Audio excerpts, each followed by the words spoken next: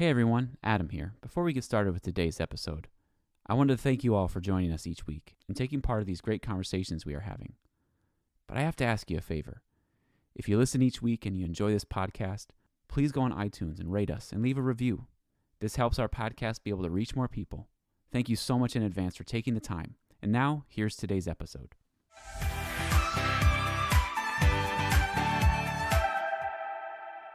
Welcome back to Count Me In, IMA's podcast about all things affecting the accounting and finance world. I am your host, Adam Larson, and I'm happy to bring you episode 49 of our series, one in which we are fortunate enough to be joined by Katie Thomas. Katie is a CPA who is the founder and owner of Leaders Online, a digital marketing agency for professional service providers. She is a content creation expert and national speaker who strives to guide firms through their digital transformations and grow their business. Let's head over and listen to her conversation with Mitch now.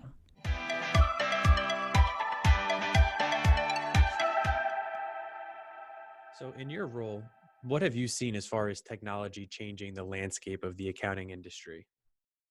So, Mitch, that's a great question, and it's pretty loaded as it could be expanded to a wide variety of areas. But to focus in on a few areas, I'm going to have to go with collaboration, work quality, and efficiency. So, with collaboration, the technology available to actually support collaboration has enabled small and large firms to truly reach way beyond the walls of just their building. So these firms can work with clients all over and then also have employees staffed all over. So no longer are they being constrained to a physical location. And then, of course, efficiency, that's huge. Firms are able to get way more done a lot quicker. And so like Bill.com, Receipt Bank, and all of those apps available have allowed firms to become more efficient. And then the quality. This is really important aspect of technology. Of course, it's great to become more efficient, but the quality of the work and removing, some of the chance of human error is great because there's, the work is getting done correctly, efficiency, and like I said, collaboration. So tying all of these together, I think a really important piece that you can, take all these aspects and kind of pull out is that we have better relationships both internally with employees and then also externally with clients because we can focus on the things that truly matter, like the high level work output that needs done, and then building relationships rather than just spending our time doing mundane tasks.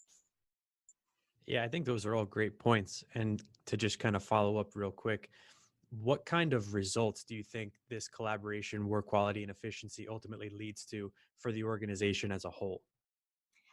It leads to, in my opinion, a lot better, stronger vision and fulfillment of the firm's mission. Whenever everyone is on the same page, both internally, so the staff, and externally, the clients, then everyone's working towards the same goal and no one feels like they're being left out, that they're not on the same page. And the sense of unity that it brings is incredible. I think that's a great point. So thank you for tying all that together. And I would say the next step of this technology that's available to these organizations is the ability to use analytics. So, what is your perspective in regards to organizations embracing analytics and what does that really help the business answer? So, with analytics, it's really important to just go to the basics of what gets measured can be fixed.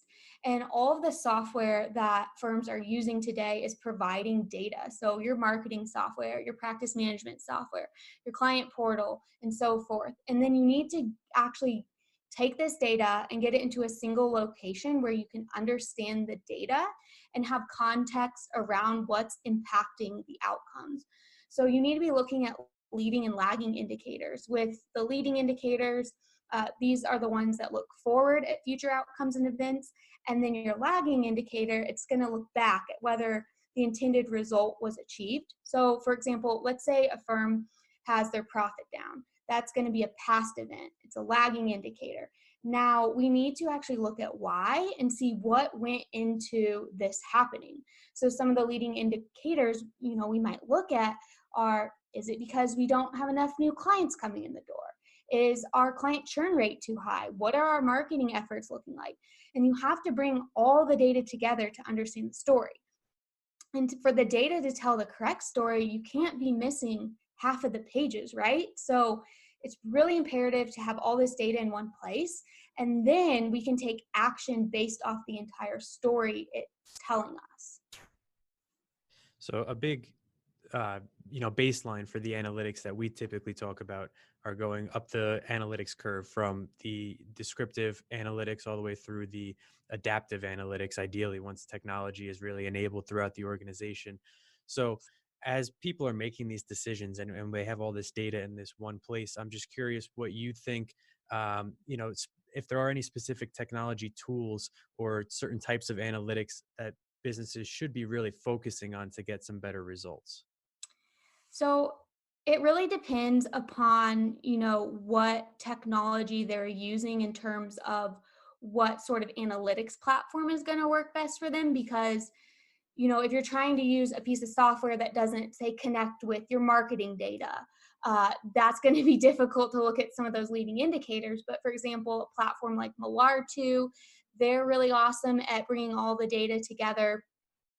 Fathom is, of course, very, very popular in our industry. Power BI, if they're looking, to get really complex. So there's a whole lot of tools available. And I wouldn't say that there's like a best tool, because what works best for one firm or maybe for one of the firm's clients to help them analyze their data, it's going to vary, business to business. And I think that's a great segue into kind of giving you an opportunity to talk about what it is specifically that you do. So we're accounting and finance, but I know you have a very unique perspective on how accounting and finance organizations can use this data. So what does all of this really mean when it comes to building a sustainable brand for an organization?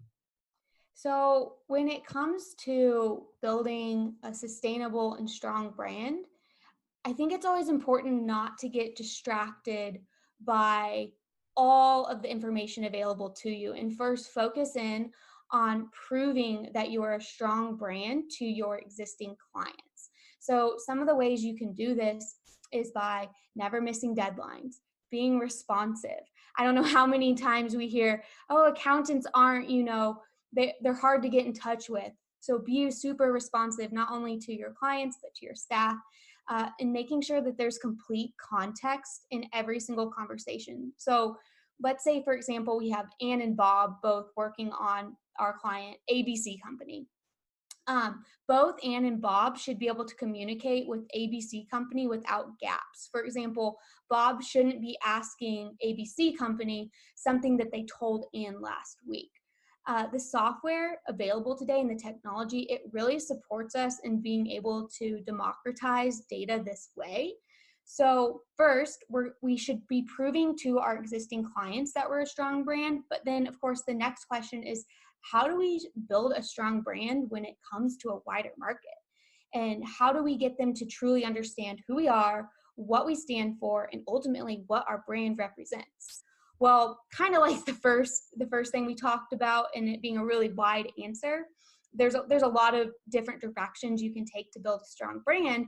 But this is really the plug for this is the most ridiculously powerful software that is available to every single practitioner out there. And you don't even have to pay for a license. It's social media.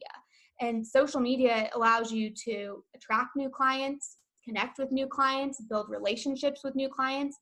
And while it's amazing to use it to attract new clients, I want to say that it's social media really does so much more than just simply help you, project who you are to these new clients and attract them and bring them into your firm. It really impacts all stakeholders who interface with your firm. They're all impacted by your social media brand. And this is why I think social media is so incredible to build a strong, sustainable brand, because it really influences not just those prospective clients, but your employees, other partners in your firm, your community members. Really, it allows you to reach everyone. And going back, to some of the other things we talked about, communicate your mission, your vision, who you are, what you stand for. So social media is really, really powerful. All right. So I wanted to give you an opportunity to kind of take this conversation one step further as far as digital marketing, and kind of have you talk to us a little bit about what you do and your team as far as guiding businesses through digital transformations. So, Mitch, what we do is we simply help firms become more profitable. So, whether that is helping them increase their revenue through adding, new clients to their business, we really focus on digital marketing there and helping them build an online presence and attract new clients. Or we help them decrease their expenses. Typically, this is going to be helping them become more efficient. So, implement more efficient workflows, streamline their existing processes, integrate new technology into the firm. And a lot of times, firms come to us either wanting to grow their business and attract new clients, or they already recognize that they want to become more efficient. And it's really interesting because as we're working with them on one side or the other, whether that be the marketing or more on the process and technology side of things, typically once we solve one problem, they want to address the other side of the equation. So if they get their processes in order, they're like, wow, I feel great, feel confident, let's bring on some new clients. Or with marketing, if they want to start there, we're able to really bring them on the number of clients that they're looking for. So if they really want to grow, well, pretty soon they're like, this is great, I'm growing, but I want to evaluate my systems and processes so I can become more efficient. So that's why we say we really help firms become more profitable. And how we do that, it's working with both sides of the equation.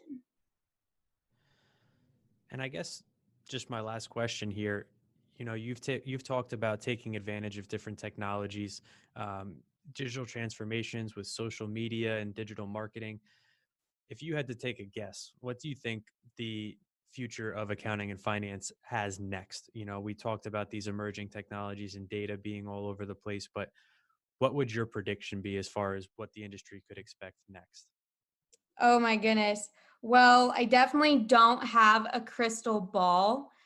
I think we're going to continue to see a lot of small firms popping up because of the technology that enables, a solo practitioner to start their own business.